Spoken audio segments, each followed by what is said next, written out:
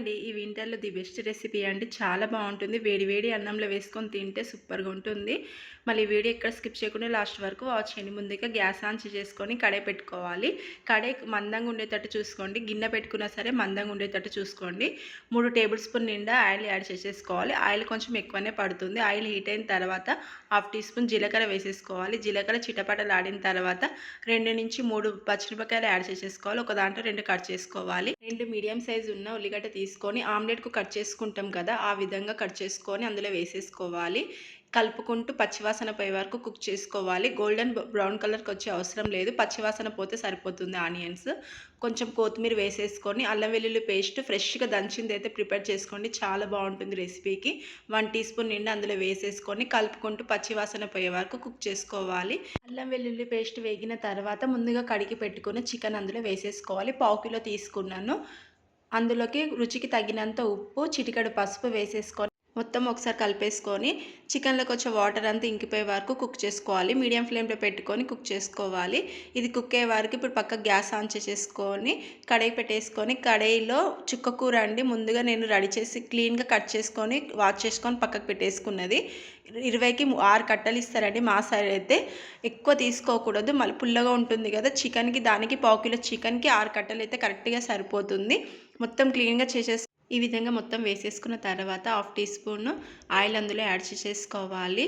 ఉప్పు రుచికి తగినంత చిటికెడు పసుపు వేసేసుకోవాలి. చికెన్లో కూడా ఉప్పు పసుపు వేసుకుంటాం కాబట్టి చూసి వేసుకోండి. ఇందులో మొత్తం వేసేసుకొని ఒకసారి మొత్తం బాగా కలిపేసుకోవాలి.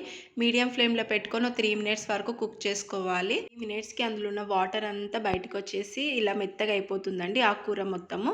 ఇంకా 2 నిమిషాల పాటు అలాగే అందులో వచ్చిన వాటర్ అంతా ఇంకిపోయే వరకు కుక్ చేసుకోవాలి. ఇప్పుడు ఒకసారి చికెన్ చెక్ చేసుకుందాము. చికెన్ మొత్తం అందులో ఉన్న వాటర్ అంతా ఇంకిపోయి ఈ విధంగా డ్రై అయిపోతుంది. ఒకసారి మొత్తం కలిపేసుకొని కారం మీ రుచికి తగినంత వేసుకోండి. కారం కొంచెం స్పైసీగానే తీసుకోవాలి, ఎందుకంటే చుక్క కూర అనేది పుల్లగా ఉంటుంది కదా, కొంచెం స్పైసీగా అయితే కర్రీ అనేది చాలా బాగుంటుంది. 2 టీ స్పూన్ నిండా కారం అందులో వేసేసుకొని మొత్తం ఒకసారి బాగా కలిపేసుకోవాలి. ఇది మొత్తం కలుపుకున్న తర్వాత ఒకసారి ఆకుకూర చెక్ చేసుకోవాలి. అందులో ఉన్న వాటర్ అంతా ఇంకిపోయిన తర్వాత అది తీసేసుకొని ఇందులో వేసేసుకోవాలి. వేసేసుకొని మొత్తం ఒకసారి బాగా కలిపేసుకోవాలి. 1 నిమిషం పాటు మీడియం ఫ్లేమ్లో పెట్టేసుకొని బాగా కలిపేసుకోవాలండి. ఆకుకూరది చికెన్ మొత్తం బాగా కలిసే వరకు ఇలా కలిపేసుకోవాలి. 1 నిమిషం అయిన తర్వాత మీడియం ఫ్లేమ్లో పెట్టుకొని మళ్ళీ కుక్ చేసుకోవాలి. గరం మసాలా, హోమ్మేడ్ గరం మసాలా అండి, 1/2 టీ స్పూన్ వరకు యాడ్ చేసేసుకొని మొత్తం ఒకసారి బాగా కలిపేసుకోవాలి. ఈ విధంగా కలిపేసుకున్న తర్వాత ఒక 2 నిమిషాల పాటు కుక్ చేసుకుంటే సరిపోతుంది. ఈ గరం మసాలా అనేది ఇంట్లోనే రెడీ చేసుకునేదండి. మీకు ఎవరికైనా కావాలంటే కామెంట్ చేయండి. ఒక్కటి ఉంటుందండి, అది వేసుకొని గరం మసాలాని రెడీ చేసుకుంటే చికెన్ కర్రీస్కైనా మటన్ కర్రీస్కైనా చాలా బాగుంటుంది. గరం మసాలా పౌడర్ ఎలా చేయాలో తెలియాలంటే కామెంట్ చేయండి, నేను వీడియో తీసి పెడతాను.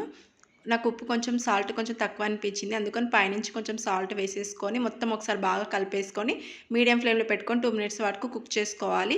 ఇలా ఆయిల్ మొత్తం పైకి వచ్చేస్తుంది. మళ్ళీ ఒకసారి బాగా కలిపేసుకొని ఇప్పుడు ఒకసారి చికెన్ చెక్ చేసుకుందామండి. చికెన్ కూడా కరెక్ట్గా పర్ఫెక్ట్గా కుక్ అయిపోయింది చూడండి. చాలా బాగుంటుందండి, పుల్లగా. రెసిపీ అనేది చాలా బాగుంటుంది. ఎప్పుడైనా ట్రై చేయకపోతే మీరు కూడా ట్రై చేయండి. ఈ చలికాలంలో అయితే వేడిగా రైస్లో వేసుకొని తింటే చాలా బాగుంటుంది.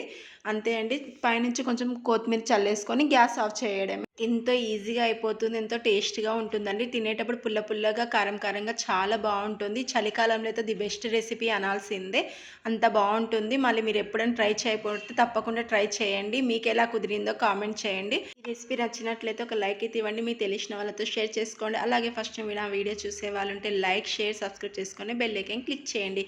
ఇలాంటి ఈజీ రెసిపీస్ కావాలంటే నా ఛానల్ని సబ్స్క్రైబ్ చేసుకోవడం మర్చిపోవద్దు.